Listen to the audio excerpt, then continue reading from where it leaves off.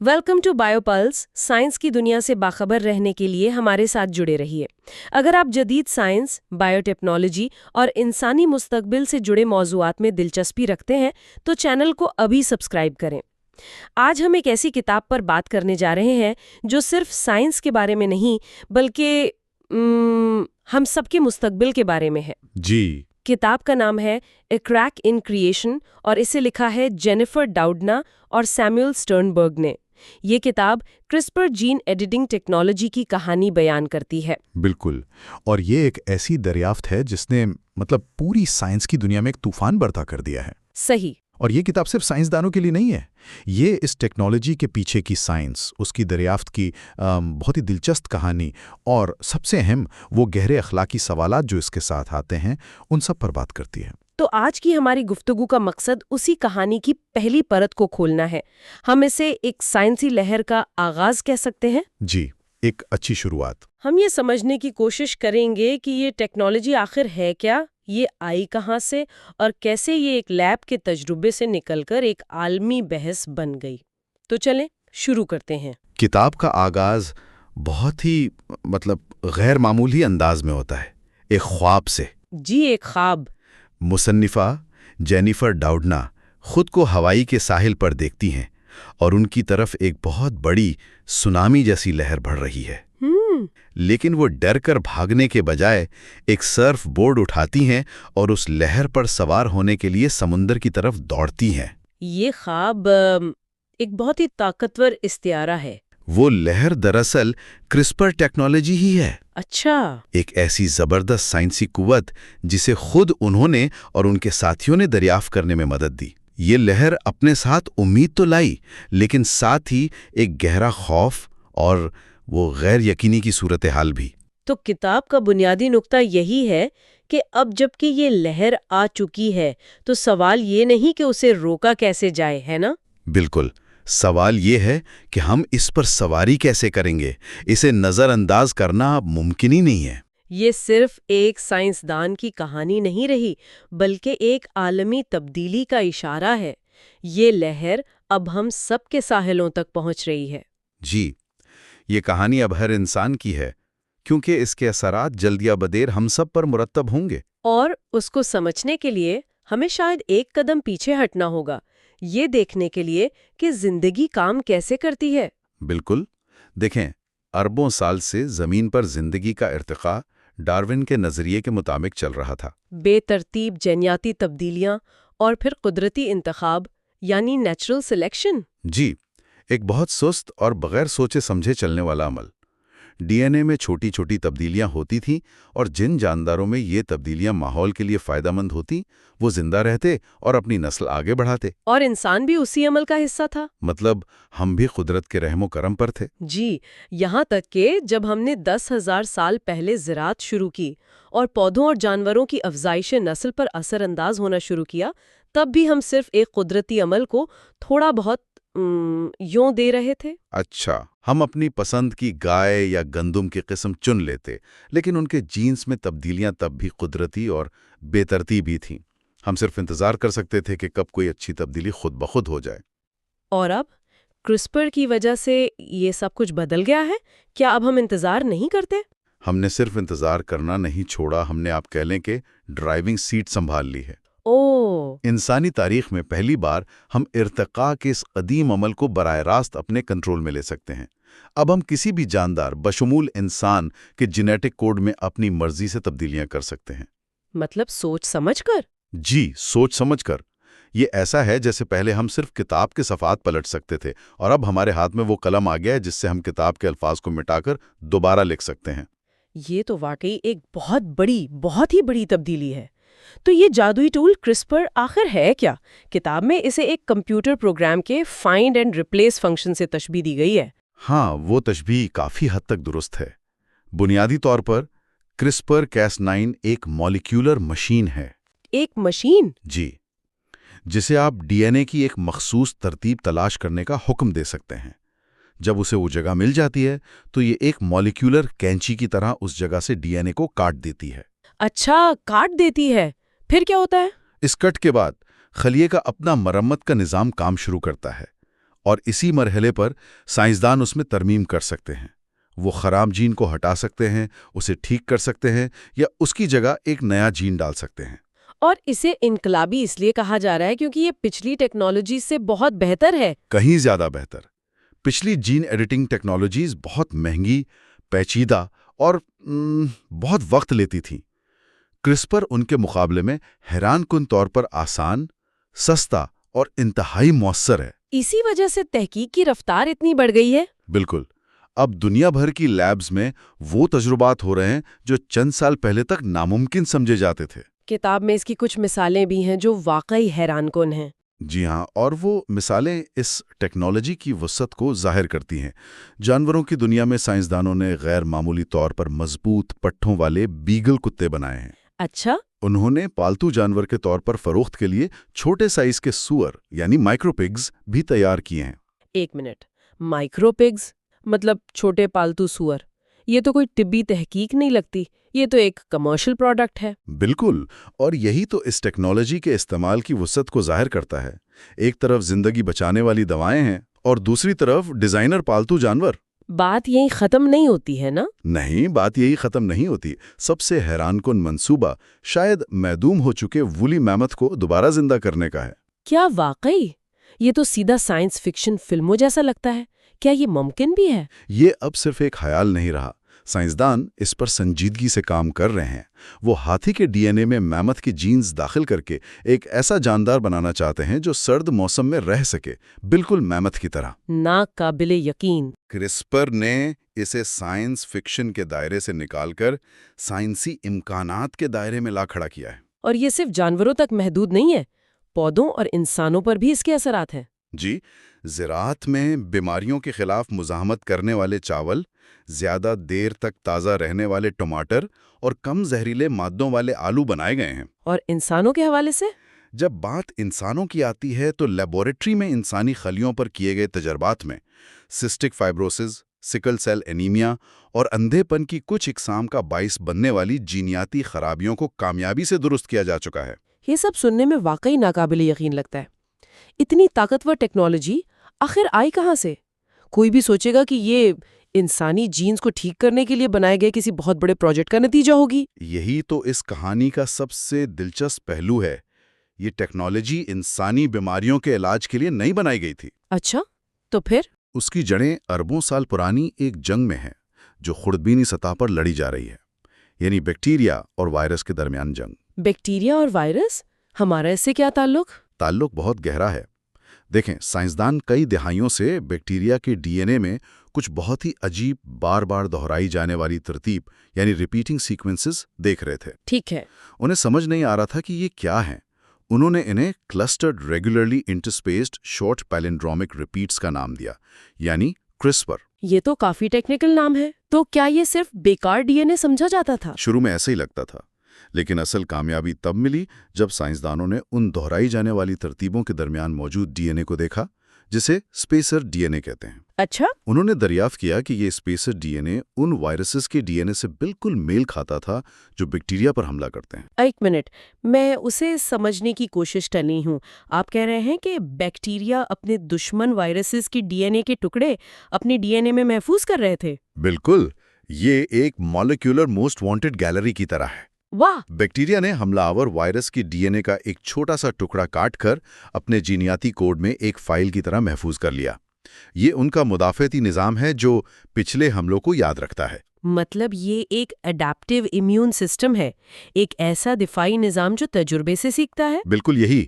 یہ صرف اس لمحے میں اپنی جان نہیں بچا رہا، بلکہ یہ اپنے دشمنوں کی ایک تاریخ لکھ رہا ہے اپنے ڈی این اے میں، تاکہ آنے والی نسلوں کی حفاظت کر سکے۔ یہ تو ناقابل یقین حد تک ذہین نظام ہے۔ تو اس میں Cas9 کا کیا کردار ہے؟ Cas9 پروٹین اس نظام کا سپاہی ہے۔ جب وہی وائرس دوبارہ حملہ کرتا ہے تو بیکٹیریا اس محفوظ شدہ ڈی این اے کی موسٹ وانٹڈ تصویر استعمال کر کے حملہ کو پہچانتا ہے، اور پھر مالیکولر کینچی کہہ سکتے ہیں، آگے بڑھ کر وائرس کے ڈی این اے کو کاٹ کر اسے ناکارہ بنا دیتا ہے۔ ٹھیک ہے، تو یہ بیکٹیریا کا ایک شاندار دفاعی نظام ہے، لیکن یہ وہاں سے نکل کر انسانیت کے مستقبل کے بارے میں ایک عالمی بحث کیسے بن گئی؟ وہ کون سا لمحہ تھا جب یہ لیب سے باہر نکلی؟ وہ لمحہ تب آیا جب جینیفر ڈاؤڈنا اور ان کے ساتھیوں کو یہ احساس ہوا کہ یہ نظام صرف بیکٹیریا تک محدود نہیں ہے، یہ ایک پروگرامیبل سسٹم ہے۔ پروگرامیبل مطلب آپ Cas9 پروٹین کو کسی بھی ڈی این اے کی تصویر دے سکتے ہیں، چاہے وہ وائرس کا ہو، پودے کا ہو، جانور کا ہو یا انسان کا، اور یہ نظام اس جاندار کے جینوم میں جا کر ٹھیک اسی جگہ کو کاٹ دے گا۔ اور کسی بھی جاندار میں ہم بھی شامل ہیں؟ جی، یہی وہ نقطہ ہے جہاں یہ ٹیکنالوجی سائنس سے نکل کر معاشرے اور اخلاقیات کے دائرے میں داخل ہو جاتی ہے۔ اچھا، کیونکہ یہ ٹیکنالوجی اتنی سادہ اور مؤثر ہے کہ اسے نہ صرف جسم کے خلیوں کو ٹھیک کرنے کے لیے استعمال کیا جا سکتا ہے، بلکہ انسانی جراثیمی خلیوں یعنی سپرم، بیضہ اور ایمبریو میں تبدیلی کے لیے بھی استعمال کیا جا سکتا ہے۔ اور یہی سب سے بڑا فرق ہے نا؟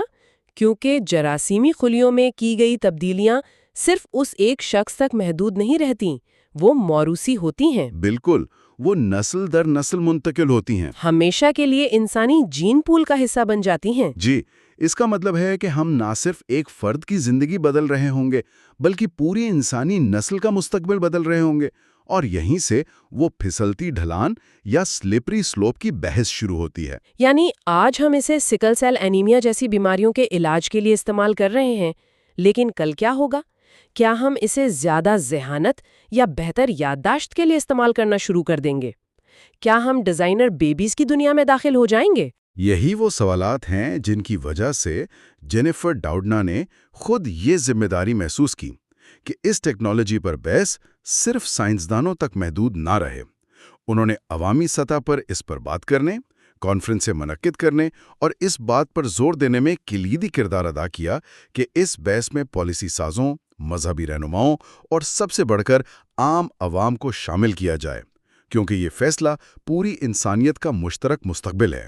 تو آج کی گفتگو کا خلاصہ یہ ہے کہ کرسپر ٹیکنالوجی ایک سونامی کی طرح ہے جس نے ہمیں پہلی بار اپنے ارتقاء کی باغ ڈور اپنے ہاتھوں میں لینے کی طاقت دی ہے۔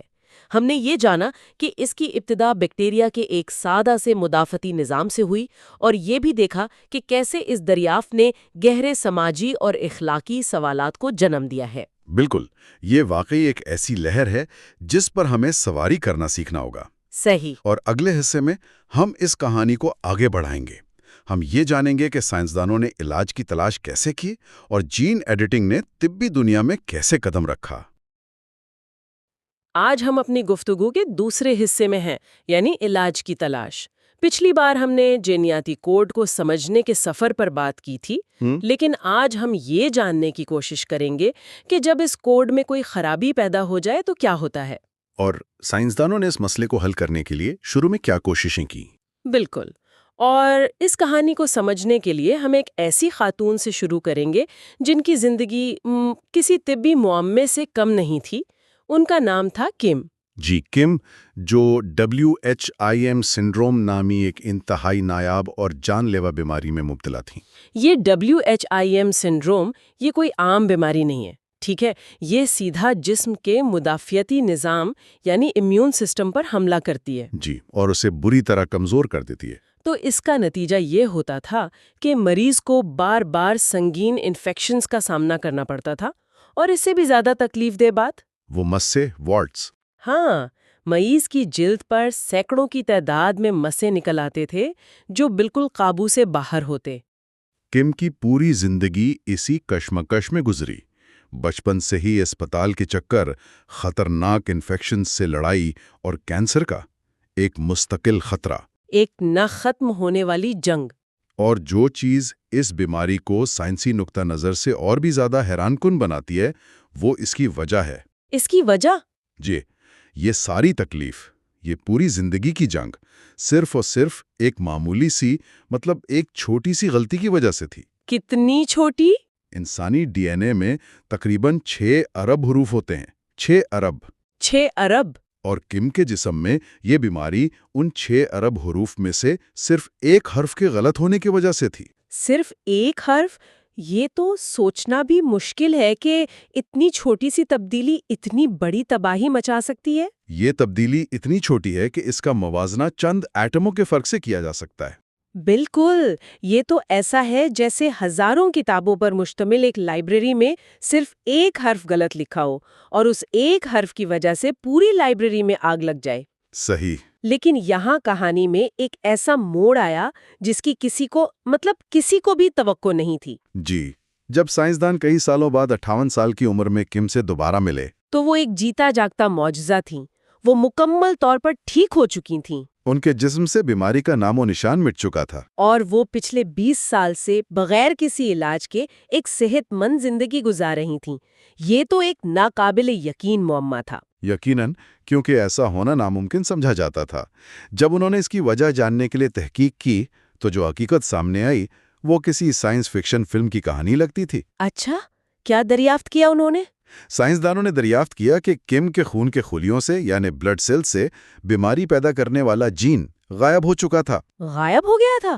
جی، لیکن حیرت کی بات یہ تھی کہ اس کی جلد اور گال کے خلیات میں وہ خراب جین اب بھی موجود تھا۔ ایک منٹ، یہ کیسے ممکن ہے؟ یعنی اس کے جسم کے ایک حصے نے خود کو ٹھیک کر لیا تھا جبکہ باقی حصوں میں بیماری وہیں کی وہیں تھی؟ بالکل۔ اس کی وضاحت ایک بہت ہی نایاب اور عام طور پر تباہ کن حیاتیاتی عمل سے ہوتی ہے۔ کون سا عمل؟ اسے کروموتھرپسس کہتے ہیں۔ کروموتھرپسس؟ یہ تو سننے میں ہی بہت خطرناک لگ رہا ہے۔ اس کا مطلب کیا ہے؟ آسان الفاظ میں اس کا مطلب ہے کروموسوم کا بکھر جانا، یعنی ایک کروموسوم اچانک سینکڑوں ٹکڑوں میں ٹوٹ جاتا ہے اور پھر خود کو دوبارہ جوڑنے کی کوشش کرتا ہے؟ ٹوٹ کر بکھر گیا اور پھر دوبارہ جڑ بھی گیا۔ عام طور پر تو ایسا ہونا کسی بھی خلیے کے لیے تباہی کا باعث بنتا ہوگا۔ آپ نے بالکل صحیح سمجھا۔ 99.9% کیسز میں یہ ایک تباہی ہی ہوتی ہے۔ جب کوئی کروموزوم اس طرح ٹوٹتا ہے تو یا تو وہ خلیہ فوراً مر جاتا ہے یا پھر وہ بے قابو ہو کر کینسر بن جاتا ہے۔ تو پھر کم کے ساتھ کیا ہوا؟ کم کے معاملے میں جو ہوا وہ 1 ارب میں ایک بار ہونے والے واقعے جیسا تھا۔ جب اس کا کروموزوم ٹوٹا تو اس نے معجزاتی طور پر صرف اس حصے کو ضائع کر دیا جس میں ویم سنڈروم پیدا کرنے والا خراب جین موجود تھا۔ اور باقی سب؟ اور باقی تمام ضروری حصے صحیح سلامت دوبارہ جڑ گئے۔ واہ! کتاب میں اس کی ایک بہترین مثال دی گئی ہے۔ یہ بالکل ایسا ہی تھا جیسے کوئی نابینا کمپیوٹر پروگرامر جی، ایک بہت بڑے سافٹ ویئر میں اربوں حروف میں سے ایک غلط حرف کو ٹھیک کرنے کے لیے آنکھیں بند کر کے کوڈ کے بڑے بڑے حصوں کو رینڈملی حذف کرنا شروع کر دے۔ اور ناقابل یقین طور پر وہ نہ صرف اس ایک غلط حرف کو ختم کر دے بلکہ باقی پورے پروگرام کو بھی تباہ ہونے سے بچا لے۔ یہ تو قسمت کی انتہا ہے۔ اور قسمت یہی ختم نہیں ہوئی۔ اس کی خوش قسمتی کی دوسری اور شاید سب سے بڑی وجہ یہ تھی کہ یہ کروموتھرپسس کا واقعہ ایک بہت ہی خاص خلیے میں پیش آیا۔ کون سے خلیے میں؟ اسے ہیمیٹوپوئٹک اسٹیم سیل کہتے ہیں۔ یہ وہ بنیادی ماسٹر سیل ہے جو ہمارے جسم کے پورے خون اور مدافعتی نظام کو بناتا ہے۔ اچھا، تو جب اس ایک ماسٹر سیل نے خود کو ٹھیک کر لیا تو اس نے آگے چل کر کم کے پورے مدافعتی نظام کو نئے صحت مند خلیوں سے بھر دیا۔ آہستہ آہستہ ان صحت مند خلیوں نے بیمار خلیوں کی جگہ لے لی اور اس کی بیماری جڑ سے ختم ہو گئی۔ یعنی قدرت نے خود ہی ایک حادثے کے ذریعے ایک ایسی پیچیدہ جینیٹک سرجری کر دی جو انسانوں کے لیے اس وقت تصور سے بھی باہر تھی۔ بالکل۔ لیکن کیا یہ واقعی اپنی نوعیت کا اکلوتا واقعہ تھا یا سائنسدانوں نے ایسے دوسرے معجزے بھی دیکھے؟ یہ ایک بہت اچھا سوال ہے۔ اگرچہ یہ انتہائی نایاب ہے لیکن یہ اکلوتا واقعہ نہیں تھا۔ اچھا، سائنسدانوں نے قدرتی طور پر جین کے ٹھیک ہونے کے چند اور واقعات بھی دیکھے ہیں۔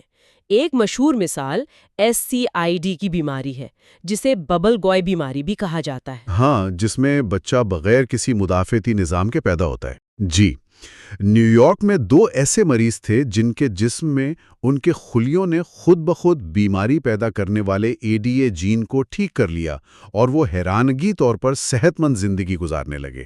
اور دوسری بیماریوں میں بھی ایسا ہوا؟ جی، اسی طرح وسکاٹ ایلڈرچ سنڈروم اور ٹائروسینیمیا جیسی بیماریوں میں بھی ایسے اکا دکا واقعات رپورٹ ہوئے ہیں۔ ٹھیک ہے، تو یہ تمام واقعات قدرت کے کرشمے تھے، جیسے کوئی جینیاتی لاٹری جیتنا؟ بالکل۔ یہ بہت حیران کن ہے، لیکن آپ اس پر انحصار تو نہیں کر سکتے۔ یہاں سے ایک بہت بڑا اور منطقی سوال پیدا ہوتا ہے کہ اگر قدرت حادثاتی طور پر ایسا کر سکتی ہے تو کیا ہم انسان جان بوجھ کر ارادتاً جینز کو ٹھیک کر سکتے ہیں؟ بالکل، یہی وہ سوال تھا جس نے سائنسدانوں کو ایک نئی راہ پر ڈالا، لیکن اس وقت ان کے سامنے ایک بہت بڑی رکاوٹ تھی۔ وہ کیا تھی؟ خراب جین کے اندر موجود اس ایک غلط حرف کو ٹھیک کرنا، یہ اس وقت کی ٹیکنالوجی کے لیے ناممکن تھا۔ تو پھر انہوں نے کیا سوچا؟ لہٰذا انہوں نے ایک متبادل حل سوچا، ایک طرح کا ورک اراؤنڈ۔ خیال یہ تھا کہ اگر ہم خراب جین کو ٹھیک نہیں کر سکتے ہاں تو کیوں نہ خلیوں میں اسی جین کی ایک صحت مند کاپی بھی شامل کر دی جائے؟ جی، امید یہ تھی کہ یہ نئی صحت مند کاپی اپنا کام کرے گی اور خراب جین کے اثر کو زائل کر دے گی۔ یہ تو ایسا ہے جیسے اگر گاڑی کا انجن خراب ہو تو اسے ٹھیک کرنے کے بجائے ساتھ ایک نیا انجن لگا دیا جائے۔ ہاں، کچھ ایسا ہی سمجھ لیں۔ لیکن سب سے بڑا چیلنج تو یہ ہوگا کہ یہ نیا صحت مند جین جسم کے اربوں خلیوں تک پہنچایا کیسے جائے؟ صحیح کہا۔ اور اسی چیلنج کے حل کے لیے سائنسدانوں نے ایک غیر متوقع ذریعے کا رخ کیا۔ وائرس؟ وائرس؟ جی، وائرس قدرتی طور پر خلیوں میں داخل ہونے اور اپنا جینیاتی مواد ان میں شامل کرنے کے ماہر ہوتے ہیں۔ تو انہوں نے سوچا کہ کیوں نہ وائرس کو ایک ویکٹر یعنی ترسیلی گاڑی کے طور پر استعمال کیا جائے۔ بالکل، صحت مند جین کو خلیوں تک پہنچانے کے لیے۔ اور اس سلسلے کی پہلی کوشش 1960 کی دہائی میں ڈاکٹر اسٹین فیلڈ راجرز نے کی، لیکن ان کا منصوبہ آج سننے میں بہت عجیب لگتا ہے۔ اور خطرناک بھی۔ وہ 2 جرمن لڑکیوں کے علاج کے لیے خرگوش میں پایا جانے والا وائرس استعمال کرنا چاہتے تھے۔ اس وقت اس پر کوئی اعتراض نہیں ہوا؟ بہت زیادہ اعتراض ہوا۔ یہ ایک انتہائی متنازع تجربہ تھا۔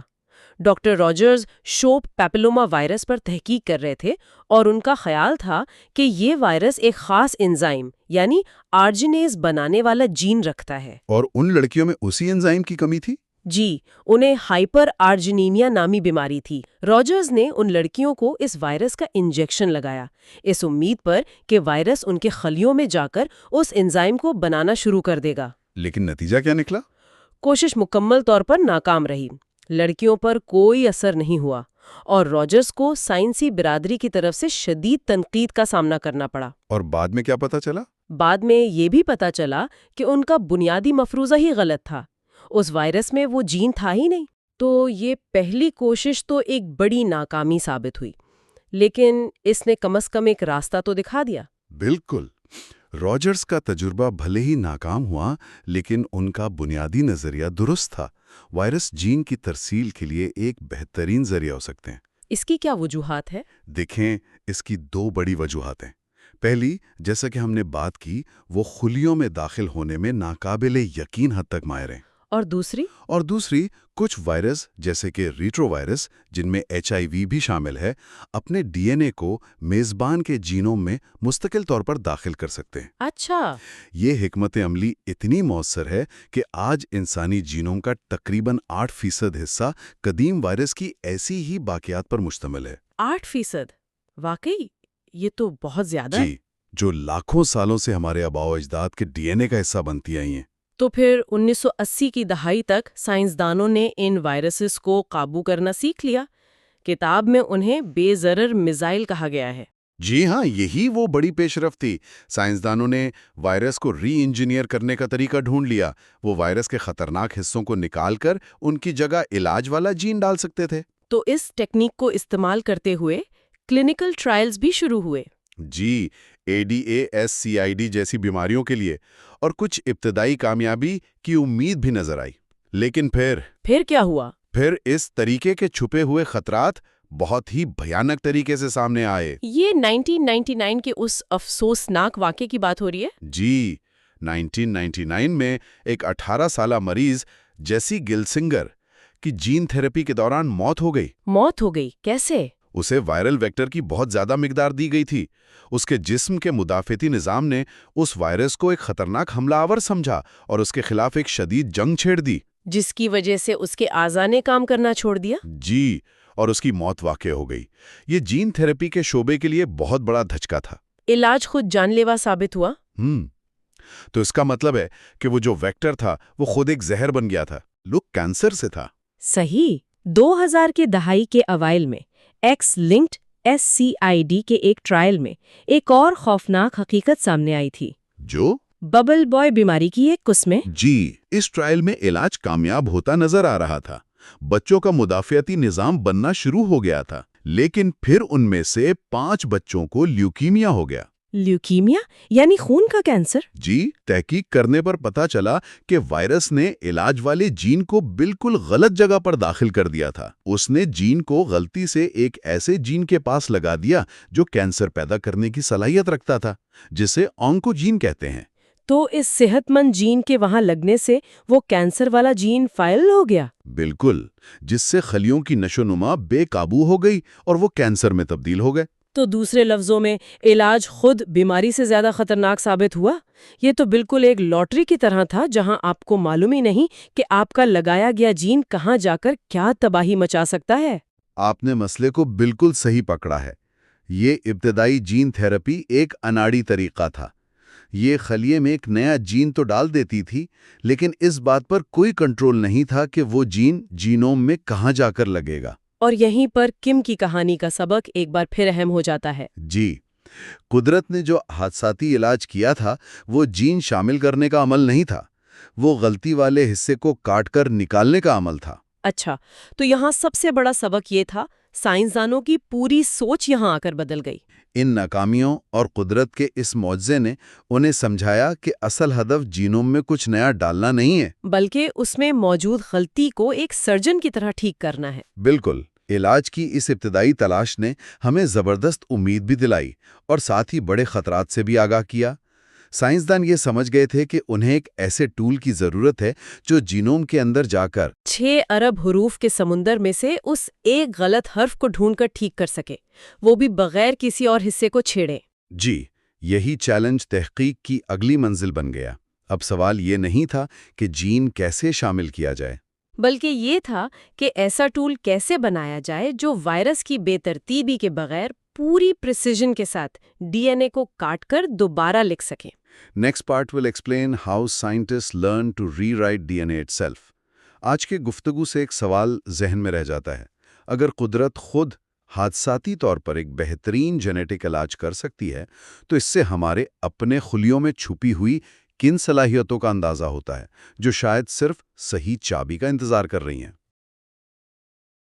पिछली बार हमने जीन एडिटिंग के तस्वुर पर बात की थी। आज हम इस कहानी में मजीद गहराई में जा रहे हैं और जनियाती कोड को समझने की कोशिश करेंगे। बिल्कुल, हम देखेंगे कि जिंदगी की यह ज़बान यानी DNA आखिर लिखी कैसे जाती है, इसके हुरूफ क्या हैं और ये कैसे एक पूरी किताब यानी जीनोम बनाती है। और ये भी कि जब इस जबान में कोई गलती हो जाए, जिसे म्यूटेशन कहते हैं, तो उसके नताइज क्या होते हैं। तो आइए जिंदगी की इस बुनियादी किताब के राजों से पर्दा उठाते हैं।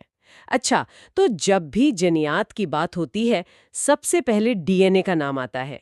इसे अक्सर जिंदगी का ब्लूप्रिंट कहते हैं।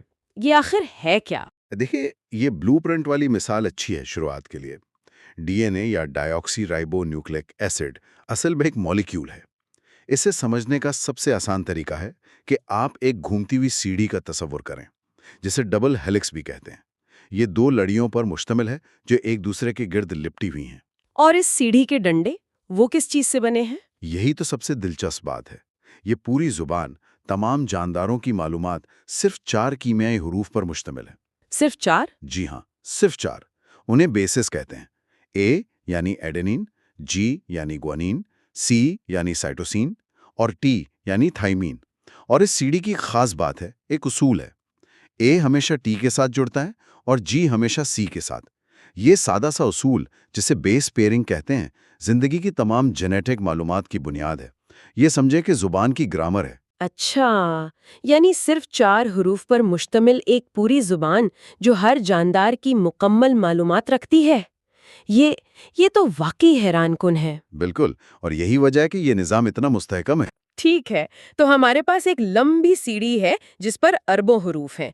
लेकिन ये मालूमात मुनज़्ज़म कैसे होती हैं? मतलब जीन, क्रोमोसोम और जीनोम में क्या फ़र्क है? इसके लिए एक लाइब्रेरी की मिसाल बहुत अच्छी है। DNA के हुरूफ से समझें अल्फाज बनते हैं और उन अल्फाज के जो बामानी जुमले होते हैं, जो किसी खास काम की हिदायत देते हैं, वो जीन कहलाते हैं। हर जीन एक मखसूस प्रोटीन बनाने की तरकीब है। ठीक है, तो जीन्स जुमले हो गए। जी। अब इन जीन्स पर मुश्तमिल डीएनए की लंबी लड़ी एक धागे की तरह लपटी होती है, एक खास साख्त में।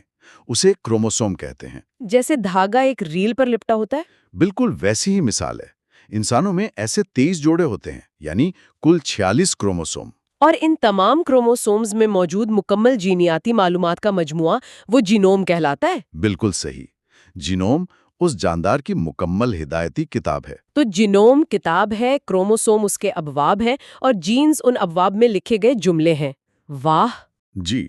और इन हिदायत पर अमल करवाने के लिए एक पैगाम रसां भी है, एक और मॉलिक्यूल आरएनए, यानी आरएनए। अच्छा, वो क्या करता है? वो डीएनए से हिदायत की कॉपी लेता है और सेल के दूसरे हिस्सों तक पहुंचाता है ताकि प्रोटीन्स बन सकें। इस अमल को सेंट्रल डॉग्मा कहते हैं। डीएनए से आरएनए और आरएनए से प्रोटीन। ठीक है। तो अगर जीनोम एक किताब है, तो क्या इसमें लिखने की गलतियां भी हो सकती हैं? मतलब टाइपोज? हाँ, बिल्कुल हो सकती हैं, और इन्हें ही म्यूटेशंस कहा जाता है। ये जीनियाती कोड में छोटी छोटी तब्दीलियां होती हैं, लेकिन इनके असरात बहुत बड़े हो सकते हैं। जैसे कि सिकल सेल डिजीज, उसमें क्या होता है? सिकल सेल डिजीज इसकी एक बेहतरीन मिसाल है। हीमोग्लोबिन बनाने वाले जीन में सिर्फ एक हर्फ की तब्दीली होती है। सिर्फ एक हर्फ की? जी। एक ए की जगह टी आ जाता है, और ये छोटी सी तब्दीली खून के खलियों की शक्ल बदल देती है, जिससे बहुत संगीन तिब्बी मसाइल पैदा होते हैं। क्या तमाम म्यूटेशंस इसी तरह काम करती हैं? नहीं, इनकी मुख्तलिफ अक़साम हैं। एक तो है मुतबादिल, जैसे सिकल सेल में एक हर्फ दूसरे से बदल गया। फिर इजाफा या कमी भी होती है, जैसे हंटिंगटन की बीमारी में 3 हरूफ बार बार दोहराए जाते हैं, जबकि सिस्टिक फाइब्रोसिस में 3 हरूफ हज़्फ हो जाते हैं। अच्छा, इसमें रिसेसिव और डोमिनेंट बीमारियों का भी तस्वुर है, वो क्या है? हाँ, ये समझना भी जरूरी है। देखें, सिकल सेल एक रिसेसिव बीमारी है, यानी इसके लिए जीन की दोनों कॉपियां खराब होनी चाहिए, एक वालिद से, एक वालदा से। और डोमिनेंट? हंटिंगटन की बीमारी डोमिनेंट है। इसके लिए जीन की सिर्फ एक खराब कॉपी ही काफी है। समझ गई। ये मौरूसी बीमारियों की साइंसी बुनियाद है, लेकिन सवाल ये है कि हमें इन तमाम बीमारियों की जीनियाती वजूहात के बारे में मालूम कैसे हुआ? क्या हमने वाकई पूरी इंसानी जीनियाती किताब को पढ़ लिया है? ये मुमकिन हुआ साइंस की तारीख के एक बहुत बड़े मंसूबे की वजह से, ह्यूमन जीनोम प्रोजेक्ट। अच्छा, उसके बारे में बताएं। ये 1990 में शुरू हुआ था। इसका मकसद था इंसानी जीनोम में मौजूद तमाम 3.2 अरब हुरूफ को तरतीब देना। 3.2 अरब। ये तो बहुत बड़ा काम होगा। बहुत बड़ा काम था। इस पर 1 दहाई से ज्यादा का अरसा लगा और 3 अरब डॉलर से ज्यादा की लागत आई। 2001 में जब इसका पहला ड्राफ्ट आया, तो इसने तिब और हयातियात में एक इनकलाब बर्पा कर दिया। तो इस प्रोजेक्ट की सबसे बड़ी कामयाबी क्या थी? उसने हमें हजारों मौरूसी बीमारियों की जीनियाती वजूहात को समझने के काबिल बनाया। ये एक तशखीसी आला था, मतलब इसने हमें बीमारी की जुबान को पढ़ना सिखा दिया। लेकिन इसने उसे ठीक करना नहीं सिखाया? नहीं, बिल्कुल नहीं। उसने हमें बताया कि मसला कहाँ है, लेकिन उसे हल करने का तरीका नहीं बताया। तो आज हमने जिंदगी की जुबान डीएनए की बुनियादी बातें समझी। हमने जाना कि कैसे 4 हरूफ एक मुकम्मल हिदायती किताब बनाते हैं। जी, और ये भी कि जीन्स कैसे प्रोटीन बनाने के अहकामात देते हैं, और उन अहकामात में छोटी सी गलती कैसे संगीन बीमारियों का सबब बन सकती है। और ह्यूमन जीनोम प्रोजेक्ट ने हमें इस किताब को पढ़ने की सलाहियत दी, जिससे तशखीस के नए दरवाजे खोले। लेकिन ये कहानी का इख्तिताम नहीं है, ये तो एक नए बाब का आगाज है। वो कैसे?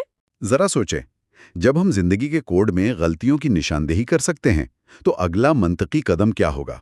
क्या हमें उन गलतियों को ठीक करने की कोशिश नहीं करनी चाहिए? जाहिर है, कोशिश करनी चाहिए। बिल्कुल। पढ़ना एक बात है, लेकिन लिखने की ताकत वो बिल्कुल दूसरी चीज है, और यहीं से जीन एडिटिंग का तस्वुर शुरू होता है। और अगली किस्त में हम इसी बारे में बात करेंगे और कमांड कंट्रोल और जीन एडिटिंग के जदीद आलात पर तबादला ख्याल करेंगे। हमारे साथ रहें। آج ہم جینز پر کمانڈ اور کنٹرول حاصل کرنے کی ٹیکنالوجی پر بات کر رہے ہیں۔ یہ ہماری سیریز کا چوتھا حصہ ہے۔ پچھلی دہائیوں میں سائنسدانوں نے انسانی جینوم کو پڑھنا سیکھا، جو کہ ایک بہت بڑی کامیابی تھی۔ جی بالکل، لیکن کوڈ کو صرف پڑھنا ایک بات ہے اور اسے آپ کہہ لیں کہ لکھنے یا بدلنے کی صلاحیت رکھنا بالکل دوسری۔ آج ہم اسی ٹیکنالوجی پر بات کریں گے جس نے سائنسدانوں کو زندگی کے کوڈ کو ایڈٹ کرنے کی بے مثال طاقت دی ہے۔ بالکل، اور اس سے پہلے بھی جین ایڈیٹنگ کے طریقے موجود تھے، جیسے ZFNS اور ٹیلنز، لیکن وہ بہت ہی پیچیدہ تھے اور مہنگے بھی۔ بہت مہنگے اور کم کارگر بھی۔ سائنس کو ایک ایسے ٹول کی ضرورت تھی جو زیادہ درست ہو، سستا ہو اور استعمال میں بھی آسان ہو۔ اور یہ ٹول ہمیں ایک بہت ہی غیر متوقع جگہ سے ملا ہے نا، بیکٹیریا کے اندر سے۔ جی، یہی تو سب سے دلچسپ بات ہے۔ یہ واقعی حیران کن ہے کہ جین ایڈیٹنگ کا سب سے طاقتور ٹول کسی جدید لیب میں انسانوں کے لیے نہیں بنایا گیا، بلکہ یہ تو بیکٹیریا کا اپنا قدرتی دفاعی نظام ہے۔ بالکل، یہ انہیں وائرس کے حملوں سے بچاتا ہے۔ آپ اسے ایک طرح کا مالیکولر ویکسینیشن کارڈ کہہ سکتی ہیں۔ Vaccination card? اچھا، جی۔ جب کوئی وائرس، جسے ہم فیج بھی کہتے ہیں، بیکٹیریا پر حملہ کرتا ہے تو بیکٹیریا کیا کرتا ہے کہ اس وائرس کے DNA کا ایک چھوٹا سا ٹکڑا کاٹ لیتا ہے۔ ٹھیک۔ اور اسے اپنے جینوم کے ایک خاص حصے میں محفوظ کر لیتا ہے۔ اس حصے کو کرسپر ایرے کہتے ہیں۔ یہ ایک طرح سے حملہ آور وائرس کی یادداشت یا شناخت ہوتی ہے۔ تو یہ مستقبل کے حملوں کے لیے ایک میموری بینک کی طرح کام کرتا ہے۔ لیکن یہ اس میموری کو استعمال کیسے کرتا ہے؟ اچھا سوال ہے۔ یہیں پر کیس جینز یعنی کرسپر ایسوسیٹڈ جینز اپنا کردار ادا کرتے ہیں۔ Cas genes? جی۔ یہ جینز خاص پروٹینز بناتے ہیں جنہیں ہم انزائمز کہتے ہیں، اور ان میں سب سے اہم ہے Cas9۔ Cas9، یہ نام تو بہت سنا ہے۔ جی، تو جب وہی وائرس دوبارہ حملہ کرتا ہے تو بیکٹیریا اپنی یادداشت والے حصے سے ایک RNA مالیکیول بناتا ہے جو Cas9 پروٹین کے لیے ایک گائیڈ کا کام کرتا ہے۔ ایک گائیڈ؟ جی، ایک گائیڈ۔ یہ گائیڈ RNA Cas9 پروٹین کو سیدھا حملہ آور وائرس کے DNA تک لے جاتا ہے اور اس سے مماثلت قائم کرتا ہے۔ تو یہ گائیڈڈ میسائل سسٹم کی طرح ہے۔ RNA مالیکیول GPS کوآرڈینیٹس دیتا ہے اور Cas9 پروٹین اصل ہتھیار ہے۔ بالکل صحیح سمجھا آپ نے۔ تو پھر سائنسدانوں نے اسی سسٹم کو جین ایڈیٹنگ کے لیے استعمال کرنے کا طریقہ کیسے نکالا؟ یہ خیال کہاں سے آیا؟ یہی تو کمال ہے۔ سائنسدانوں نے یہ محسوس کیا کہ اگر وہ بیکٹیریا کے اس سسٹم کو لے کر گائیڈ RNA کو اپنی مرضی کے مطابق مطلب لیب میں تبدیل کر دیں، اچھا، تو وہ Cas9 کو کسی بھی DNA کی ترتیب کو نشانہ بنانے کے لیے پروگرام کر سکتے ہیں، صرف وائرس کے DNA کو نہیں۔ زبردست۔ اور انہوں نے قدرتی نظام کو، جس میں 2 الگ الگ RNA مالیکیول ہوتے تھے، اسے مزید آسان بنا دیا۔ انہوں نے ایک سنگل گائیڈ RNA یعنی sgRNA بنا دیا، جس نے اس ٹول کو استعمال کرنا اور بھی آسان کر دیا۔ اس کا مطلب ہے کہ اب سائنسدان کسی بھی جاندار کے جینوم میں کسی بھی جین کو ٹارگٹ کر سکتے ہیں۔ جی بالکل۔ تو یہ عمل اصل میں کام کیسے کرتا ہے؟ اس کے بنیادی اجزاء کیا ہیں؟ اس کے 3 بنیادی اجزاء ہیں۔ پہلا ہے Cas9 پروٹین یعنی ہماری مالیکولر کینچی۔ ٹھیک ہے، کینچی۔ دوسرا ہے گائیڈ RNA۔ یہ وہ پروگرامنگ ہے جو Cas9 کو بتاتی ہے کہ جینوم میں اربوں حروف میں سے ٹھیک کہاں کاٹنا ہے۔ اس کا تقریباً 20 حروف پر مشتمل کوڈ ٹارگٹ DNA کی ترتیب سے بالکل میچ کرتا ہے۔ اور تیسرا؟ تیسرا ہے ٹارگٹ DNA یعنی جینوم کا وہ مخصوص حصہ جسے ہم ایڈٹ کرنا چاہتے ہیں۔ تو جب یہ تینوں اکٹھے ہوتے ہیں، گائیڈ RNA Cas9 کو صحیح جگہ پر لے جاتا ہے۔ بالکل، اور Cas9 وہاں DNA کی دونوں لڑیوں یعنی ڈبل ہیلکس کو کاٹ دیتا ہے۔ اسے ہم ڈبل سٹرینڈ بریک کہتے ہیں۔ ایک منٹ، DNA کو کاٹنا یہ تو پہلا قدم ہے، لیکن اس کے بعد کیا ہوتا ہے؟ اصل مقصد تو DNA کو ٹھیک کرنا ہے، اسے تباہ کرنا تو نہیں ہے، ہے نا؟ بہت اہم سوال ہے، اور یہی اس ٹیکنالوجی کی خوبصورتی ہے۔ یہ سیل کے اپنے قدرتی مرمتی نظام کو استعمال کرتی ہے۔ اچھا، تو کرسپر خود کچھ نہیں کرتا، وہ سیل سے کام کرواتا ہے؟ جی بالکل۔ جب DNA میں ڈبل سٹرینڈ بریک ہوتا ہے تو سیل اسے فوراً ٹھیک کرنے کی کوشش کرتا ہے، اور اس کے پاس 2 راستے ہوتے ہیں۔ 2 راستے؟ جی، پہلا راستہ ہے نان ہومولوگس اینڈ جوائننگ یا NHEJ۔ NHEJ؟ یہ تیز رفتار لیکن تھوڑا غیر محتاط مرمت کا طریقہ ہے۔ سیل کٹے ہوئے سروں کو جلدی سے بس واپس جوڑ دیتا ہے۔ اور اس جلد بازی میں غلطی ہو سکتی ہے۔ بالکل، اس عمل میں اکثر چند DNA حروف یا تو داخل ہو جاتے ہیں یا ڈیلیٹ ہو جاتے ہیں۔ یہ چھوٹی سی غلطی بھی جین کو غیر فعال کر دیتی ہے۔ اچھا، تو اس طریقے کو کسی جین کو بند کرنے یعنی ناک آؤٹ کرنے کے لیے استعمال کیا جاتا ہوگا۔ آپ نے بالکل صحیح پکڑا، کسی جین کے فنکشن کو بند کرنے کے لیے۔ ٹھیک ہے، اور دوسرا راستہ کیا ہے اگر ہمیں جین کو ٹھیک کرنا ہو؟ اس کے لیے دوسرا زیادہ درست اور کنٹرولڈ راستہ ہے۔ اسے کہتے ہیں ہومولوجی ڈائریکٹڈ ریپیئر یا HDR۔ HDR؟ جی، اگر سائنسدان کیس لائن کے ساتھ ایک مرمتی ٹیمپلیٹ یعنی صحت مند DNA کا ایک ٹکڑا بھی سیل میں داخل کریں تو سیل اس ٹیمپلیٹ کو بطور نمونہ استعمال کرتا ہے۔ ایک نمونے کے طور پر؟ جی، اور اس نمونے کو دیکھ کر کٹی ہوئی جگہ کو بالکل ٹھیک مرمت کرتا ہے۔ واہ، اس کا مطلب ہے کہ اس طریقے سے کسی بیماری کا سبب بننے والے ایک حرف کی غلطی کو بھی ٹھیک کیا جا سکتا ہے، جیسے سکل سیل ڈیزیز میں۔ بالکل، یا کسی جین میں نئی معلومات بھی داخل کی جا سکتی ہیں۔ یہ ٹیکنالوجی تو ناقابل یقین حد تک طاقتور لگتی ہے، لیکن کیا یہ ہمیشہ ٹھیک کام کرتی ہے؟ مطلب کیا یہ مولیکولر کینچی کبھی غلط جگہ پر بھی کاٹ سکتی ہے؟ یہ بہت اہم سوال ہے، اور اس کا جواب ہے ہاں، کبھی کبھی کرسپر کیس9 سسٹم غلطی کر سکتا ہے۔ اچھا؟ وہ ٹارگٹ سے بہت ملتی جلتی کسی اور جگہ پر DNA کو کاٹ سکتا ہے۔ اسے آف ٹارگٹ ایفیکٹ کہتے ہیں۔ اور اس کے نتائج تو خطرناک ہو سکتے ہیں۔ جی بالکل، اگرچہ زیادہ تر ایسی تبدیلیاں بے ضرر ہوتی ہیں، لیکن ایک غلط کٹ کسی اہم جین کو نقصان پہنچا سکتا ہے یا کینسر کا سبب بننے والے جین کو بھی فعال کر سکتا ہے۔ تو پھر درستگی بہت اہم ہے۔ بہت زیادہ۔ اسی لیے سائنسدان اس خطرے کو کم کرنے کے لیے کئی حکمت عملی استعمال کرتے ہیں۔ جیسے کہ؟ سب سے پہلے تو کمپیوٹر الگورتھم ہے۔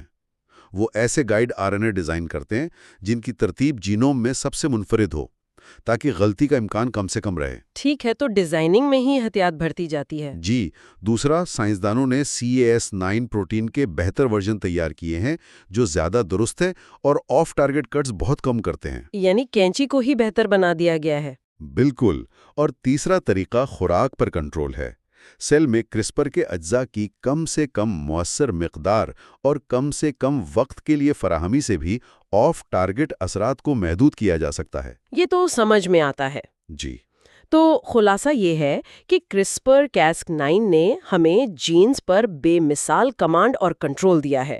یہ ایک قابل پروگرام گائیڈ سسٹم اور ایک مولیکولر کینچی پر مشتمل ہے جو سیل کے اپنے مرمتی نظام کو استعمال کر کے زندگی کے کوڈ کو بدل سکتا ہے۔ اور یہ پچھلی ٹیکنالوجیز کے مقابلے میں کہیں زیادہ آسان، سستا اور مؤثر ہے۔ بالکل، اس نے جین ایڈیٹنگ کو چند ماہر لیبز سے نکال کر دنیا بھر کے ہزاروں سائنسدانوں کی پہنچ میں دے دیا ہے۔ اس کی بنیاد ایک سادہ لیکن بہت طاقتور اصول پر ہے: RNA کے ذریعے DNA کو تلاش کرنا اور Cas9 پروٹین کے ذریعے اسے کاٹنا۔ تو اب جب کہ ہم یہ سمجھ چکے ہیں کہ یہ ٹیکنالوجی کیسے کام کرتی ہے، اصل سوال یہ پیدا ہوتا ہے کہ اسے کہاں اور کس لیے استعمال کیا جائے۔ جی، اگر ہم کسی بھی جاندار کے جینیاتی کوڈ کو کنٹرول کر سکتے ہیں تو اس کے پودوں، جانوروں اور خود انسانیت کے لیے کیا مضمرات ہیں؟ یہ بہت گہرا سوال ہے۔ اگلے حصے میں ہم جانوروں اور انسانوں میں اس کے حقیقی دنیا میں استعمال کا جائزہ لیں گے اور دیکھیں گے کہ یہ ٹیکنالوجی ہماری دنیا کو کیسے بدل رہی ہے۔ بائیوپلس میں خوش آمدید۔ مستقبل کی سائنس آج سبسکرائب کرنا نہ بھولیں۔ کتاب اے کریک ان کریشن پر ہماری بات چیت کے 5ویں حصے میں خوش آمدید۔ پچھلی بار ہم نے کرسپر کی دریافت اور اس کے کام کرنے کے طریقے کو سمجھا تھا۔ جی، کہ کیسے ایک جینیٹک کینچی کی طرح DNA کو کاٹ سکتی ہے۔ بالکل۔ تو آج ہم تھیوری سے نکل کر حقیقی دنیا میں آ رہے ہیں۔ ہم دیکھیں گے کہ سائنسدان اس ٹول سے اصل میں کر کیا رہے ہیں، فصلوں سے لے کر جانوروں تک، اور سب سے اہم انسانی بیماریوں کے علاج تک۔ اور کتاب کا یہ حصہ واقعی ذہن گھما دیتا ہے۔ میں تو حیران رہ گئی، مطلب سوارڈزنیگر جیسے پٹھوں والے کتے، یہ کسی سائنس فکشن فلم کا سین لگتا ہے۔ ہاں ہی بالکل حقیقت ہے، اور یہی کتاب کا اگلا باب ہے، دی کرسپر میناجری، مطلب کرسپر کا چڑیا گھر۔ تو یہ تجربات جانوروں اور پودوں پر ہی پہلے کیوں ہوئے؟ دیکھیں، اس کی دو بڑی وجوہات تھیں۔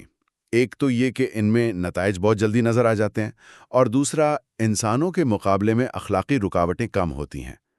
تو یہ اس ٹیکنالوجی کی طاقت کو جانچنے کا پہلا میدان تھا۔ اچھا، تو شوارٹزنیگر جیسے کتوں والی کہانی کیا ہے؟ یہ ہوا کیسے؟ یہ بیگل کتوں پر کیا گیا ایک تجربہ تھا۔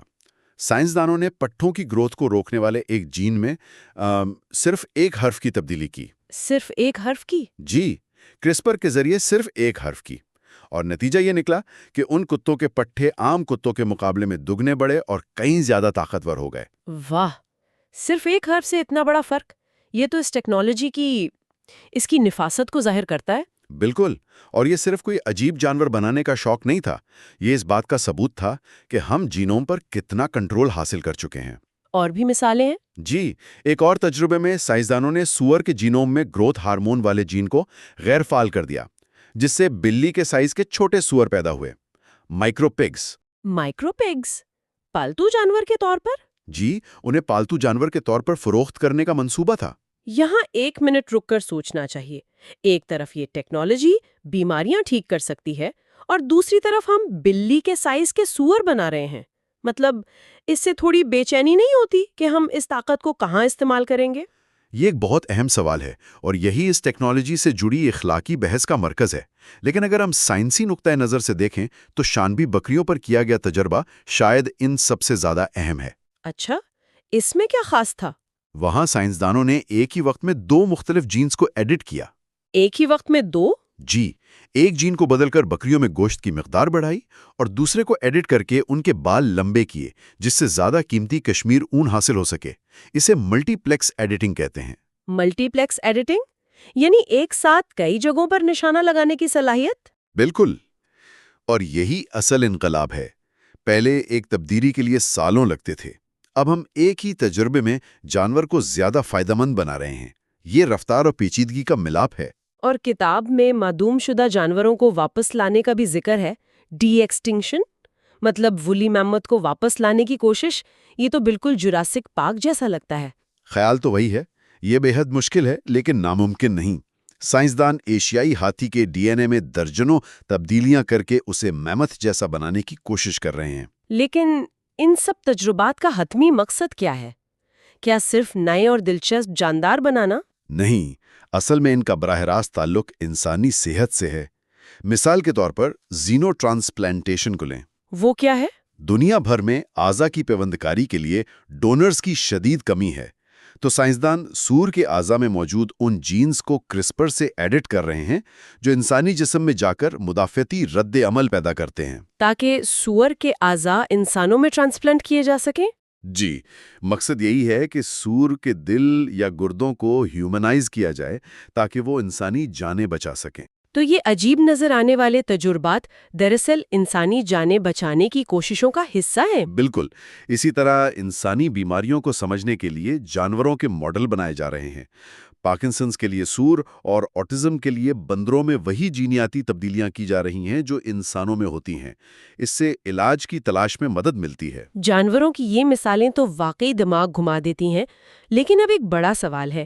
دنیا کی آبادی بڑھ رہی ہے، کیا یہ ٹیکنالوجی ہماری خوراک، ہماری فصلوں کے لیے بھی کچھ کر رہی ہے؟ یقیناً، اور زراعت میں کرسپر ایک خاموش انقلاب برپا کر رہا ہے۔ یہاں مقصد دنیا کی خوراک کی حفاظت کو یقینی بنانا اور غذا کو بہتر بنانا ہے۔ کتاب میں بیماریوں سے لڑنے والے چاول، دیر سے خراب ہونے والے ٹماٹر، ان سب کا ذکر ہے، لیکن ہم جی ایم اوز کے بارے میں تو پہلے سے سنتے آئے ہیں۔ یہ اس سے کیسے مختلف ہے؟ یہ ایک بہت ہی اہم نکتہ ہے۔ دیکھیں، روایتی جی ایم اوز میں عام طور پر کسی دوسری نوع جیسے کسی بیکٹیریا کا ڈی این اے پودے میں ڈالا جاتا ہے۔ صحیح۔ کرسپر میں ایسا نہیں ہوتا۔ اس میں پودے کے اپنے ہی ڈی این اے میں بہت چھوٹی اور ٹارگیٹڈ تبدیلیاں کی جاتی ہیں۔ کوئی باہر کا ڈی این اے شامل نہیں ہوتا۔ تو اس کا مطلب یہ ہوا کہ جو تبدیلی کرسپر سے کی جاتی ہے وہ قدرتی میوٹیشن جیسی ہی ہو سکتی ہے، بس فرق یہ ہے کہ یہ جان بوجھ کر اور بہت تیزی سے کی جاتی ہے۔ آپ نے بالکل صحیح سمجھا، اسی لیے اس ٹیکنیک کو سکارلیس یعنی بے نشان ایڈیٹنگ بھی کہتے ہیں۔ کرسپر کے مولیکیولز اپنا کام کرنے کے بعد خود ہی ختم ہو جاتے ہیں اور پودے کے جینوم میں کوئی بیرونی مادہ باقی نہیں رہتا۔ تو ہم جانوروں اور پودوں کا کوڈ بدل رہے ہیں، لیکن اس سب کا حتمی مقصد تو انسانوں کی مدد کرنا ہے۔ کیا ہم اس ٹول کو استعمال کر کے ان بیماریوں کا ختم کر سکتے ہیں جو نسلوں سے چلی آ رہی ہیں؟ جی، اور یہ اس ٹیکنالوجی کا سب سے امید افزا اور سب سے پیچیدہ پہلو ہے، بیماروں کو شفا دینا۔ یہاں ہمیں انسانی علاج کے دو بنیادی طریقوں کو سمجھنا ہوگا۔ پہلا ہے somatic cell editing. Somatic cell یعنی جسمانی خلیے؟ جی، اس میں زندہ انسان کی جسمانی خلیوں جیسے خون، جلد یا پٹھوں کی خلیوں میں تبدیلی کی جاتی ہے۔ سب سے اہم بات یہ ہے کہ یہ تبدیلیاں موروثی نہیں ہوتی، یعنی یہ صرف اسی مریض تک محدود رہتی ہیں اور اس کے بچوں میں منتقل نہیں ہوتی؟ بالکل۔ اور دوسرا طریقہ جرم لائن ایڈیٹنگ ہے۔ اچھا۔ اس میں ایمبریو، سپرم یا بیزے کے ڈی این اے میں تبدیلی کی جاتی ہے، اور چونکہ یہ تولیدی خلیوں میں ہوتی ہیں اس لیے یہ نسل در نسل منتقل ہوتی ہیں۔ تو یہ کسی بیماری کو خاندان سے ہمیشہ کے لیے ختم کر سکتا ہے؟ ہاں، لیکن اس سے گہرے اخلاقی اور حفاظتی سوالات جڑے ہیں جن پر ہم بعد میں بات کریں گے۔ ٹھیک ہے، تو آج ہم سومیٹک سیل ایڈیٹنگ پر توجہ دیتے ہیں۔ کتاب کے مطابق اس کے بھی دو الگ الگ طریقے ہیں۔ ہاں، پہلا ہے ایکس ویوو یعنی جسم سے باہر۔ جیسا کہ نام سے ظاہر ہے۔ جی، اس میں مریض کے خلیوں کو جسم سے نکالا جاتا ہے، انہیں لیب میں ایڈٹ کیا جاتا ہے اور پھر صحت مند خلیوں کو واپس جسم میں ڈال دیا جاتا ہے۔ یہ کن بیماریوں کے لیے کارآمد ہو سکتا ہے؟ یہ خون کی بیماریوں کے لیے بہترین ہے، مثال کے طور پر سکل سیل اینیمیا اور بیٹا تھیلیسیمیا۔ یہ دونوں خون کی عام موروثی بیماریاں ہیں۔ صحیح۔ ایکس ویوو طریقے میں ڈاکٹر مریض کی ہڈی کے گودے سے سٹیم سیلز نکالتے ہیں، لیب میں کرسپر سے خراب جین کو ٹھیک کرتے ہیں اور پھر ان ٹھیک شدہ خلیوں کو واپس مریض کے جسم میں ڈال دیتے ہیں۔ یعنی مریض خود اپنا ہی ڈونر بن جاتا ہے۔ اس سے تو بون میرو ٹرانسپلانٹ کے لیے ڈونر ڈھونڈنے اور جسم کے نئے خلیوں کو مسترد کرنے کا خطرہ ہی ختم ہو جائے گا۔ یہ تو کمال ہے۔ یہی اس کی سب سے بڑی خوبی ہے۔ کتاب میں HIV ایڈز کا بھی ذکر ہے۔ وہاں ایک پرانی جین ایڈیٹنگ ٹیکنالوجی ZFN استعمال کی گئی تھی۔ ایک منٹ، یہ ZFN کیا تھا؟ کرسپر کا کوئی پرانا ورژن؟ آپ ایسا کہہ سکتی ہیں۔ یہ جین ایڈیٹنگ کی پہلی نسلوں میں سے ایک ٹول تھا۔ یہ کام کرتا تھا لیکن کرسپر کے مقابلے میں بہت زیادہ مہنگا، پیچیدہ اور کم کارگر تھا۔ اچھا۔ لیکن اس پرانے ٹول سے بھی ایک کلینکل ٹرائل میں مریض کے مدافعتی خلیوں کو ایڈٹ کیا گیا تاکہ HIV وائرس ان پر حملہ ہی نہ کر سکے۔ کرسپر اس کام کو اور بھی بہتر طریقے سے کر سکتا ہے۔ ٹھیک ہے، تو جسم سے باہر والا طریقہ خون کی بیماریوں کے لیے سمجھ میں آتا ہے، لیکن ان بیماریوں کا کیا جو پورے جسم میں پھیلی ہوں، جیسے پٹھوں کی کمزوری؟ کیا ڈاکٹر جسم کے ہر خلیے کو نکال کر ٹھیک کر سکتے ہیں؟ یہ تو ناممکن لگتا ہے۔ آپ کا سوال بالکل درست ہے، اور یہی دوسرا طریقہ ان ویوو یعنی جسم کے اندر کام آتا ہے۔ اس میں کرسپر کو براہ راست جسم میں داخل کیا جاتا ہے؟ جی، ایک انجیکشن کے ذریعے، تاکہ وہ خود متاثرہ اعضاء تک پہنچ کر اپنا کام کرے۔ لیکن یہ تو بہت خطرناک لگ رہا ہے۔ آپ ایک جینیاتی کینچی کو جسم میں کھلا کیسے چھوڑ سکتے ہیں؟ اور یہ صحیح جگہ پر کیسے پہنچے گی؟ یہی اس طریقے کا سب سے بڑا چیلنج ہے۔ اس کے لیے سائنسدان بے ضرر وائرس کو بطور کیریئر استعمال کر رہے ہیں۔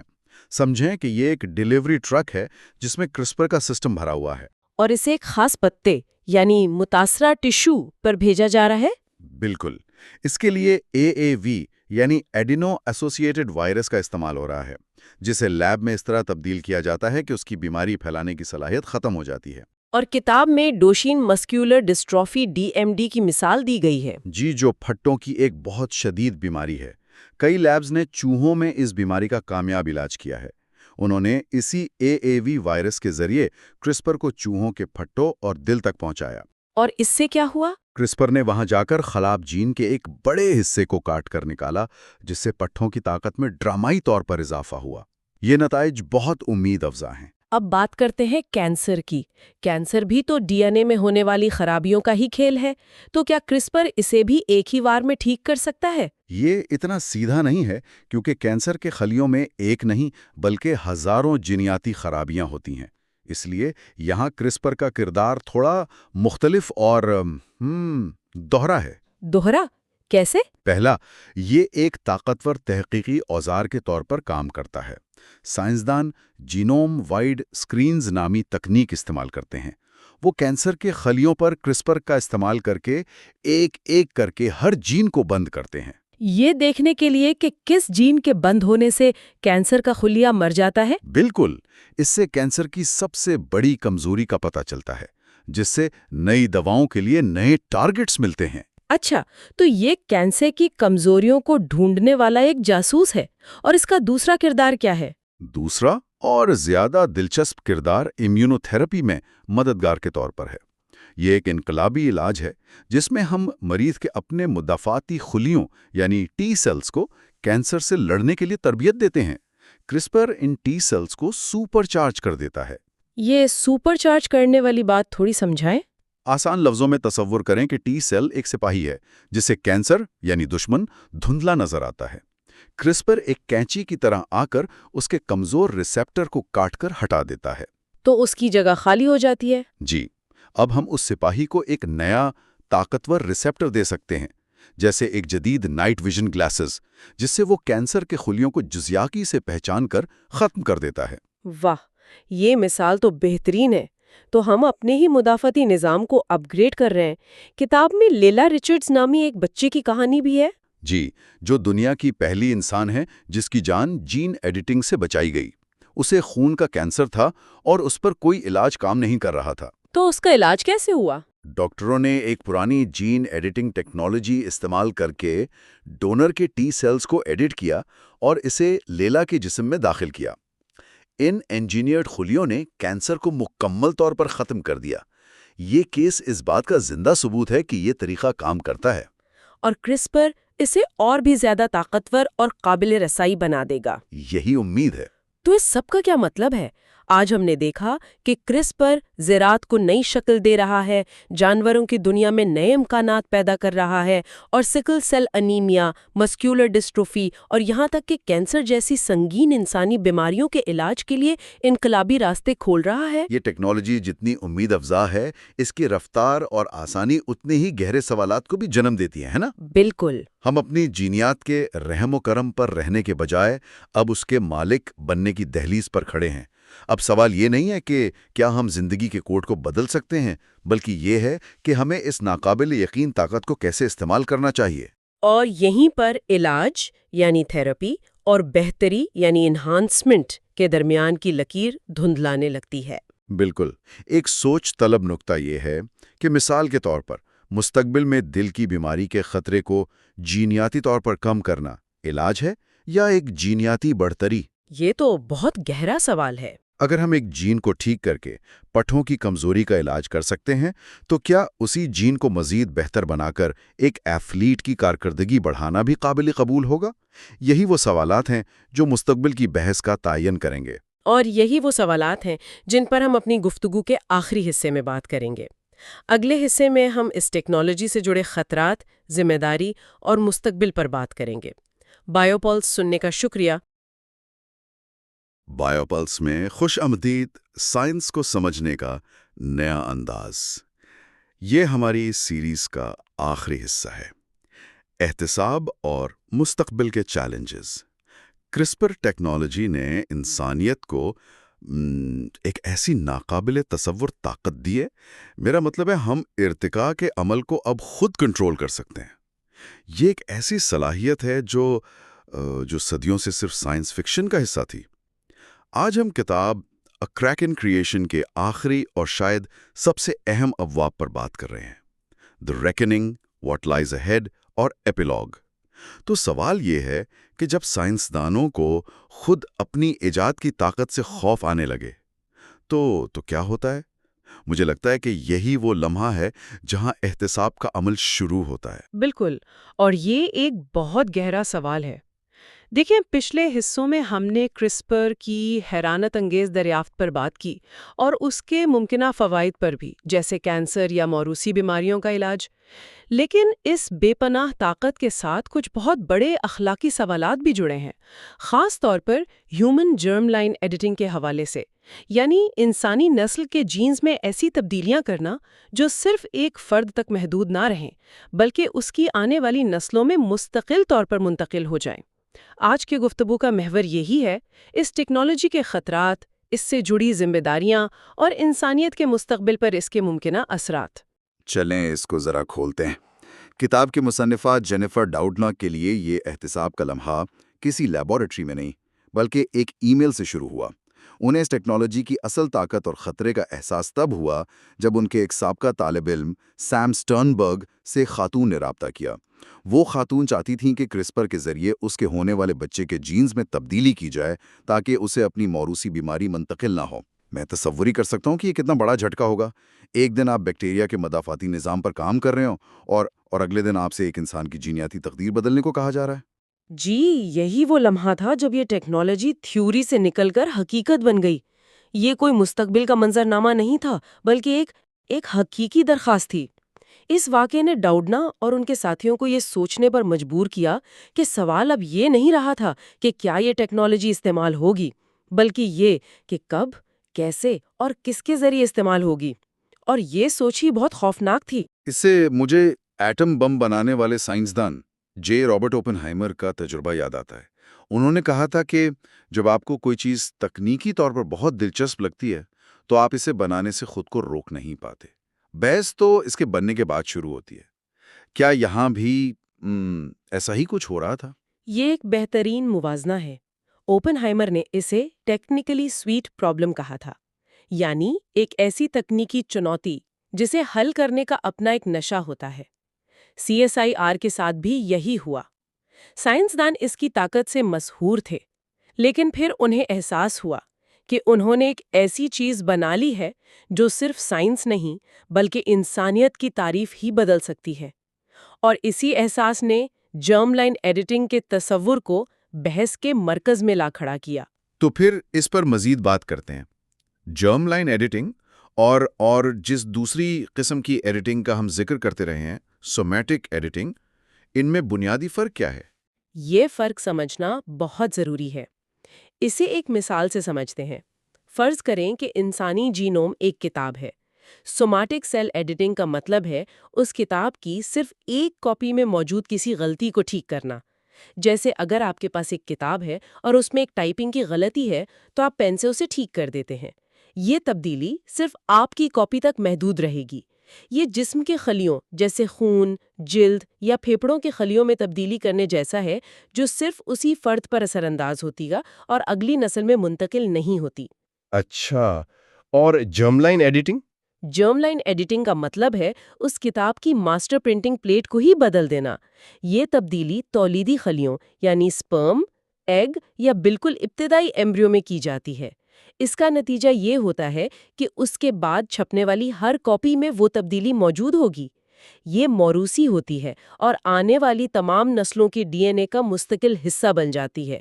آپ صرف ایک فرد کا علاج نہیں کر رہے ہوتے، آپ پوری انسانی نسل کے جینیاتی کوڈ کو ہمیشہ کے لیے بدل رہے ہوتے ہیں۔ جب آپ اسے اس طرح بیان کرتے ہیں تو اس کی سنگینی کا اندازہ ہوتا ہے۔ یہ تو واقعی ایک بہت بڑی ذمہ داری ہے۔ تو جب سائنسدانوں کو اس کا احساس ہوا تو انہوں نے کیا کیا؟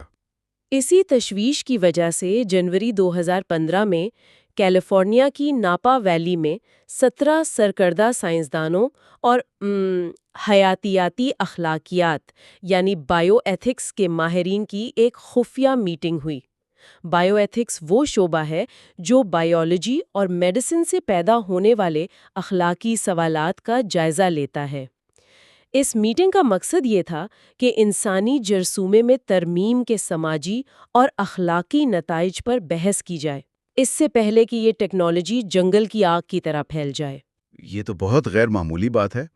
سائنسدان تو ہمیشہ نئی تحقیق اور دریافتوں کے حامی ہوتے ہیں۔ ان کا خود اپنی تحقیق پر روک لگانے کی بات کرنا تو اپنی ہی فطرت کے خلاف جانے جیسا ہے۔ بالکل، اور یہی اس لمحے کی تاریخی اہمیت کو ظاہر کرتا ہے۔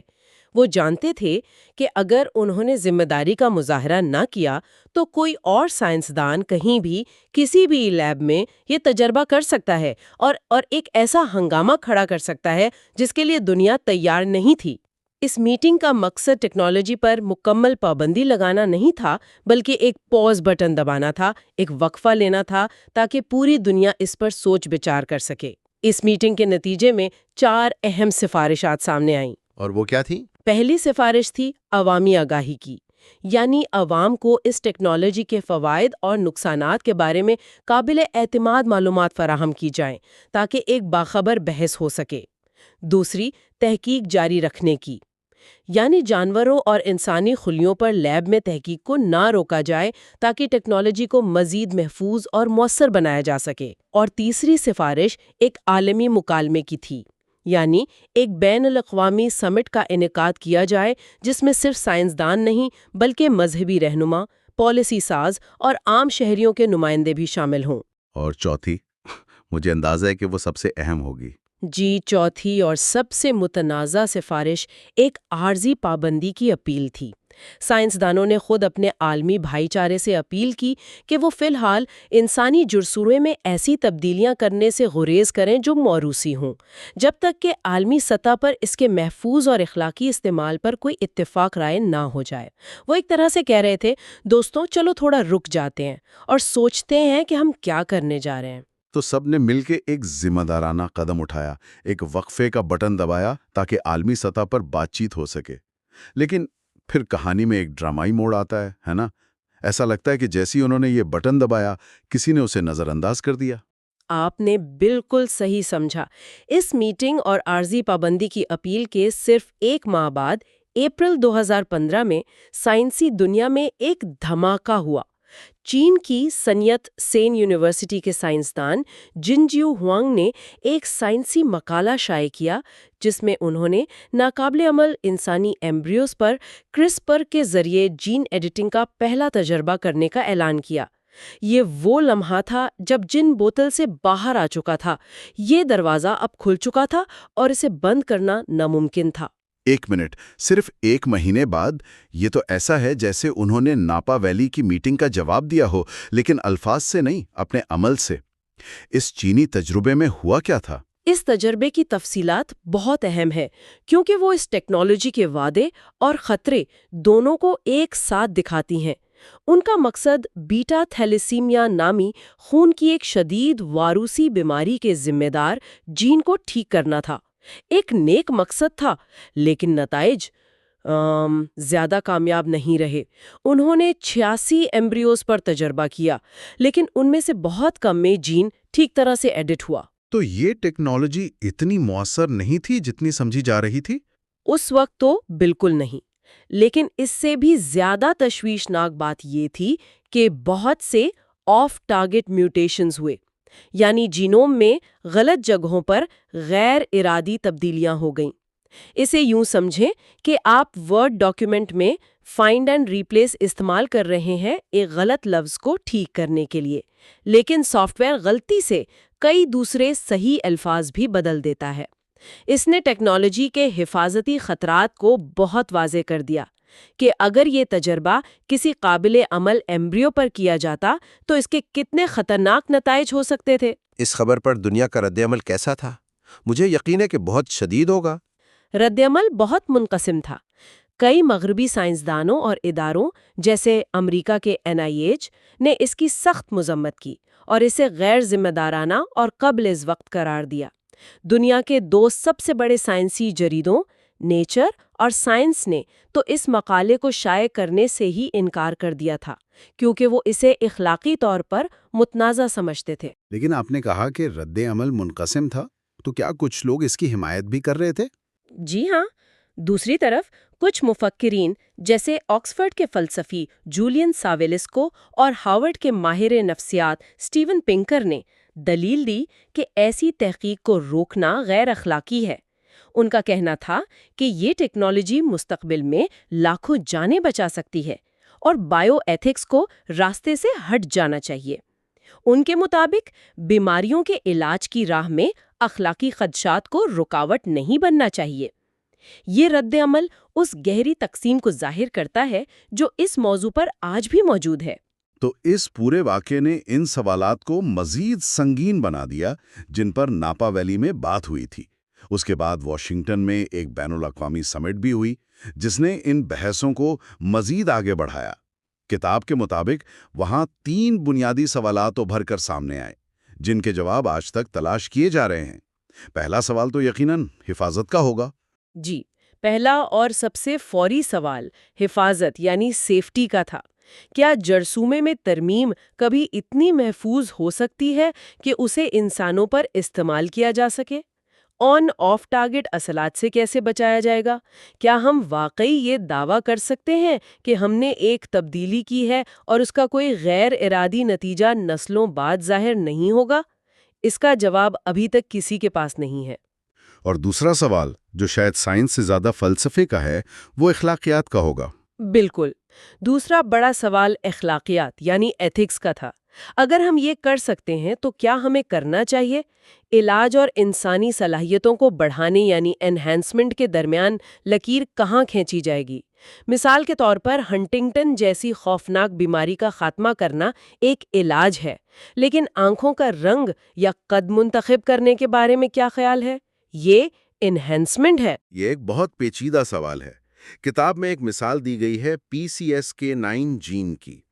اس میں ایک چھوٹی سی تبدیلی کر کے دل کی بیماری اور ہارٹ اٹیک کا خطرہ زندگی بھر کے لیے بہت کم کیا جا سکتا ہے۔ اب بتائیں، کیا یہ علاج ہے یا انہینسمنٹ؟ یہ تو ایک گرے ایریا ہے۔ یہی تو اصل مسئلہ ہے۔ یہ لائن بہت دھندلی ہے اور یہیں سے سماجی انصاف کا سوال پیدا ہوتا ہے۔ اگر یہ ٹیکنالوجی مہنگی ہوئی، جو کہ یقیناً ہوگی، تو کیا یہ امیر اور غریب کے درمیان ایک نئی حیاتیاتی تقسیم پیدا نہیں کر دے گی؟ ایک ایسی دنیا جہاں امیر لوگ نہ صرف زیادہ دولت مند ہوں گے بلکہ جینیاتی طور پر بھی بہتر ہوں گے، بیماریوں سے محفوظ، شاید زیادہ ذہین یا طاقتور۔ یہ ایک بہت ہی خوفناک مستقبل کی تصویر ہے۔ اور اس سے جڑا تیسرا سوال پھر ضابطہ کاری یعنی ریگولیشن کا ہوگا۔ اس طاقتور ٹیکنالوجی کو کون اور کیسے کنٹرول کرے گا؟ یہی تیسرا بڑا چیلنج ہے۔ دنیا بھر میں قوانین مختلف ہیں۔ کچھ ممالک میں اس پر سخت پابندی ہے، کچھ میں تحقیق کی اجازت ہے۔ اگر ایک ملک پابندی لگا دے تو کوئی سائنسدان کسی دوسرے ملک جا کر یہ کام کر سکتا ہے۔ کیا ایک عالمی معاہدہ ممکن بھی ہے، خاص طور پر جب مختلف ثقافتوں اور مذاہب میں اس پر مختلف آراء ہیں؟ یہ وہ سوالات ہیں جن کے جوابات تلاش کرنا اب صرف سائنسدانوں کا نہیں بلکہ پوری انسانیت کا کام ہے۔ بالکل، اور یہی ہمیں کتاب کے اختتامیہ کی طرف لے جاتا ہے جس کا عنوان بہت دلچسپ ہے، دی بگننگ یعنی شروعات۔ کتاب کا آخری پیغام کیا ہے؟ کتاب کا آخری پیغام بہت گہرا اور امید افزا ہے۔ وہ کہتی ہے کہ یہ ٹیکنالوجی بذات خود اچھی یا بری نہیں ہے، بالکل ایک چھری کی طرح جسے سرجن جان بچانے کے لیے بھی استعمال کر سکتا ہے اور کوئی قاتل جان لینے کے لیے بھی۔ اس کا انحصار اس بات پر ہے کہ ہم اسے کیسے استعمال کرتے ہیں۔ کتاب کا نچوڑ یہ ہے کہ کرسپر نے صرف جینوم میں ایک دراڑ نہیں ڈالی، اس نے اس سوال کو بھی کھول دیا ہے کہ انسان ہونے کا مطلب کیا ہے۔ پہلی بار فطرت انسانی کوئی دی گئی چیز نہیں رہی بلکہ ایک انتخاب بن گئی ہے۔ انسانی ہدایت یافتہ ارتقاء یا ہیومن ڈائریکٹڈ ایوولوشن، یہ الفاظ ہی بہت وزنی ہیں۔ ہم اب صرف فطرت کے رحم و کرم پر نہیں ہیں بلکہ خود اپنے ارتقاء کی ڈرائیونگ سیٹ پر بیٹھ رہے ہیں۔ یہ ایک بہت بڑی ذمہ داری ہے جو خوفناک بھی ہے اور حیرت انگیز بھی۔ اور یہاں کتاب ایک اور اہم نقطے پر زور دیتی ہے، وہ یہ کہ کرسپر جیسی انقلابی ٹیکنالوجیز بنیادی سائنسی تحقیق یعنی بیسک سائنٹیفک ریسرچ کی کوکھ سے جنم لیتی ہیں۔ کرسپر کی دریافت جینز میں ترمیم کرنے کے کسی بڑے منصوبے سے نہیں ہوئی بلکہ بیکٹیریا کے مدافعتی نظام کو سمجھنے کی خالص علمی جستجو سے ہوئی۔ یہ اس بات کی یاد دہانی ہے کہ ہمیں کھلے ذہن کے ساتھ فطرت کو سمجھنے کی کوشش جاری رکھنی چاہیے۔ سائنس کی خوبصورتی اکثر ایسی ہی غیر متوقع دریافتوں میں پنہاں ہوتی ہے۔ اور اس کے ساتھ ہی کتاب ہمیں ایک حتمی سوچ کے ساتھ چھوڑ جاتی ہے۔ ہماری نسل تاریخ میں اس مقام پر کھڑی ہے جہاں اس کے پاس اپنی نوع کی جینیاتی تقدیر کو کنٹرول کرنے کی طاقت ہے۔ یہ فیصلہ کرنا کہ اس کا استعمال کیسے کیا جائے شاید انسانیت کا اب تک کا سب سے بڑا چیلنج ہے۔ کتاب یہ امید دلاتی ہے کہ اگر ہم مل کر سمجھداری، شفافیت اور کھلے مکالمے کے ساتھ اس چیلنج کا سامنا کریں تو ہم اس کا مقابلہ کرنے کی صلاحیت رکھتے ہیں۔ یہ ایک اختتام نہیں بلکہ واقعی ایک نئی شروعات ہے۔ اور ایک حتمی سوچ جو سننے والوں کے لیے ہے، جب ہم بہتری یا انہینسمنٹ کی بات کرتے ہیں تو ہم اس کا معیار کیا طے کریں گے؟ کیا ایک بہتر انسان کا تصور مختلف ثقافتوں اور معاشروں میں ایک جیسا ہوگا؟ یا کیا یہ ٹیکنالوجی ہمارے انسانی تنوع کو کم کر کے ایک مخصوص قسم کے مثالی انسان کو فروغ دے گی جو شاید مغربی معاشرے کے معیارات پر پورا اترتا ہو؟ یہ وہ سوال ہے جو ٹیکنالوجی سے زیادہ ہماری اپنی انسانی اقدار کے بارے میں ہے۔ ایک کریک ان کریشن پر ہماری یہ مکمل سیریز یہاں ختم ہوتی ہے۔ بائیو پرلز کے ساتھ مزید سائنس پر مبنی علم کے لیے جڑے رہیں، چینل کو سبسکرائب کریں۔